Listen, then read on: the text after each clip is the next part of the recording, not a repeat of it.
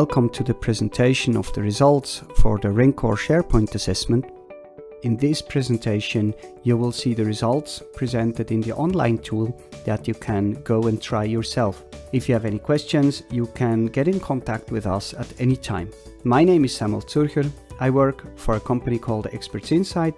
I am a SharePoint MVP since 2011, talking worldwide about SharePoint and Office 365. And Experts Insight is a Swiss-based company working in the DACH region mainly for Microsoft 365 projects. If you open the tool, then you can see an overview in the first place that shows you what farm are we talking about, how does your environment look like, web applications, site collections, etc. And you can already see an application inventory. These are things that will influence the migration the most if you want to go to Office 365. Then you can see, for example, how many sites that you might be able to delete or archive. And for archival and migration, there is a special treatment, of course, where you can very quickly archive things or even delete things. The site complexity is a very important information, giving you a hint on how complex your environment is. On the left side, you have the navigation. Let's go to the next point.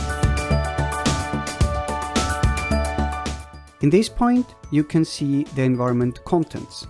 So we have 4 web applications, 39 site collection, 43 sites. Here we are talking about subsites.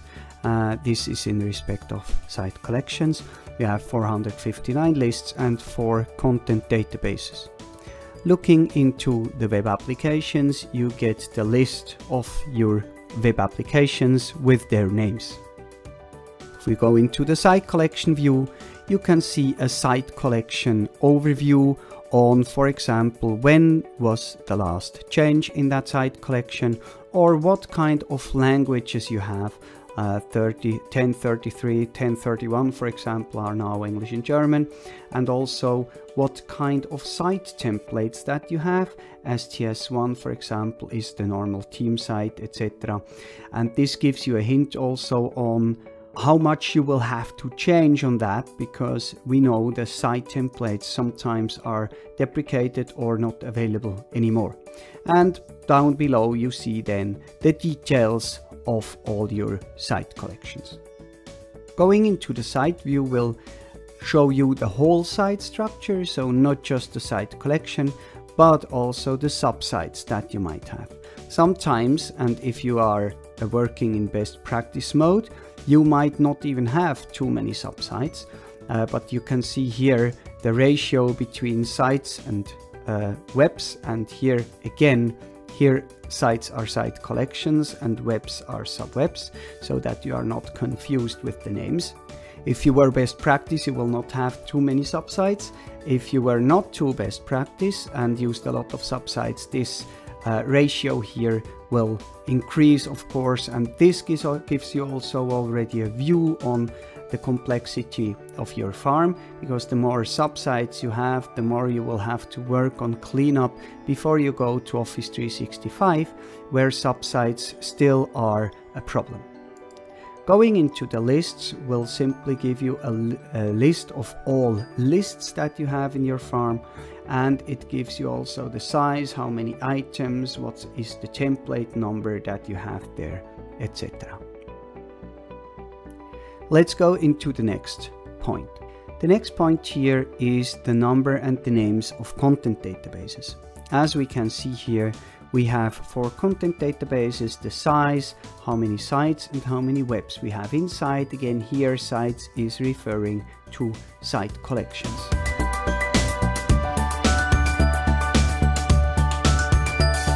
Let's move on to the next step. This is the migration assessment. In the migration assessment, we have the site cleanup. So how many can we delete? How many can we archive? Everything that I can archive or delete, I don't need to migrate. And if I don't need to migrate, this will save, of course, some cost for me. The site complexity will show with what sites can I start tomorrow and where do I have to really put some work in until I can migrate this site to Office 365, and the Teams candidates gives me an overview on which of my sites can I move directly to Microsoft Teams.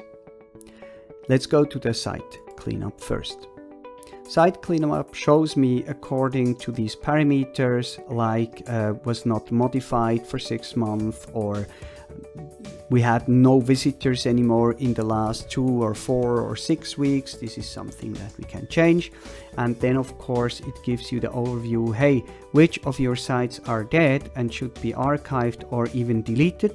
And this shows us mostly when we do this assessment being 50% or even more. I had a farm assessment where 80% of the sites were not used anymore. So this will save you a lot of money. Deletion is an easy thing. Archival can be done in several ways. One way is export everything and put it to the least expensive storage, like Azure Blob Storage or something like that. Or you can also say, let's just migrate the data from Classic to Classic and have it then in SharePoint Online and apply a deletion policy in 5 years. In the site complexity, you can see which sites are simple. These are the ones that have no features, that have no forms, that have no workflows, that have no subsites, and you can really start migrating it tomorrow. Moderate means you can still go and migrate it, but you need to think about what you do, for example, with broken inheritance in the access rights, because in a group connected SharePoint modern site, inheritance breaking of the access rights is not supported anymore, because everything is accessed by the same Office 365 group. So you need to think about how to work with broken inheritance on permissions. And complex means there are things in like forms or workflows that you will really have to one-to-one rework. And if we look to that complex page here, I can click on it and then it will show me, okay, which of these complexity parts will make my site complex. And I see here, we have some custom stuff in it. So custom master page, why is this a complex blocker? And then it gives you the real details about it, and it gives you a hint on how you can get rid of that migration blocker. One of the very important part here in the migration assessment is the view on the Teams readiness. We calculate you a value on how ready a site is for Microsoft Teams, because Microsoft Teams is really the new way of collaboration. And if you used your site already as collaboration site, we can calculate it. How do we do that? We look at the contents, and Microsoft Teams can do very good documents and tasks from day one. Of course, you can bring every list to a Teams SharePoint, because at the end of the day, it's a SharePoint. You can create new lists, you can bind them into Microsoft Teams, but it needs some effort and know-how. So where we say it's Teams ready is everything where you don't need any know-how and Microsoft Teams can do the job from day one. And these are documents, tasks, and calendar. So if you have a lot of documents and some tasks, you can bring the tasks manually over to Planner, migrate the documents to the Microsoft Teams SharePoint site in the background, and you are done. And here we calculate you how ready you already today are for Microsoft Teams.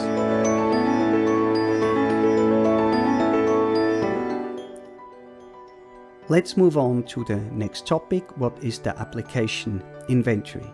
Here you will find all the details on application-like things that you will have to work on if you want to migrate to Office 365. This is the overview here with Nintex forms or Nintex workflows, farm solutions, web parts, InfoPath forms, sandbox solutions, workflows, and scripts. Why do you have to work on all of these? Because none of them will be available in a modern environment or a Microsoft Teams environment in Office 365, and this is really where your data should land.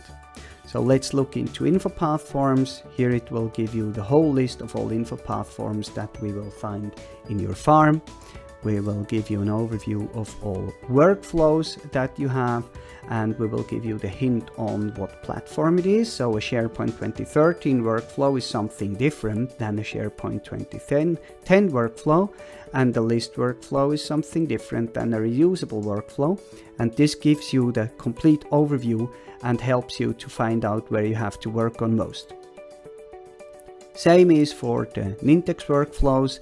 The Nintex workflows on-prem cannot be very easily transferred to a solution online. Here again, we think it's a good stage to redesign your workflow usage and go to Power Automate. In Farm Solutions, you will get the information about all the solutions, so the development that you have done on your SharePoint farm. And if I click here to this first farm solution, it gives you the very detail of the whole solution on what you have inside, like web parts or custom actions, fields or list definitions, etc. And here you can see the exact detail on what was used where inside of that farm solution. That will also help you to redesign that solution for Office 365. In the sandbox solutions part, this is deprecated.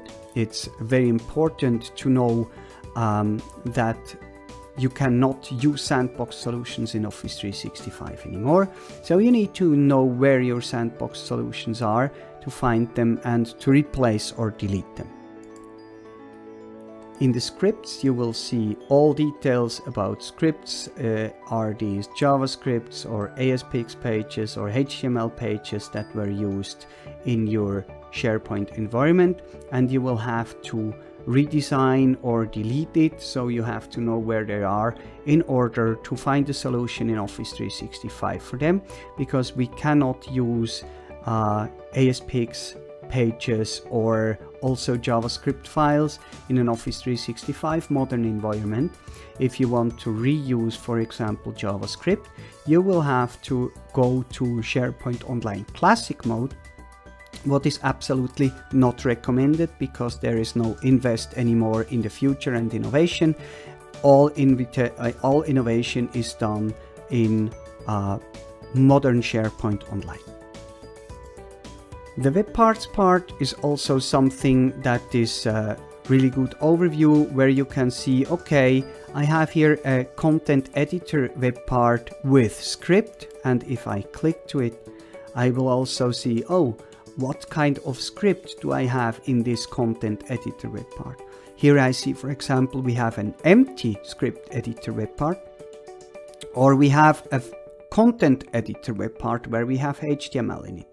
So this will really help you to get an overview not only on what I have as farm solutions, where normally IT knows what they have done, but you can also see where did the end user his own solutions by using web parts and scripts in my farm that will not work in a modern world anymore.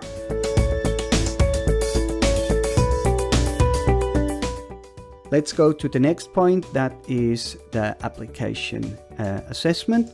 We have here external dependencies, SharePoint dependencies, and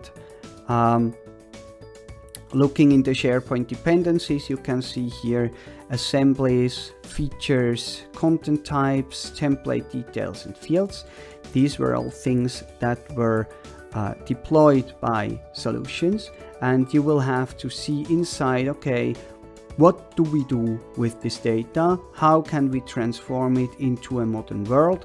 And where exactly do I have dependencies, for example, on DLLs? The solution architecture shows you where you have your solution dependencies. So you can see, for example, this WSP is connected to that WSP, and you can then open it with the plus and then directly see, okay, I have a feature, an assembly, and a file.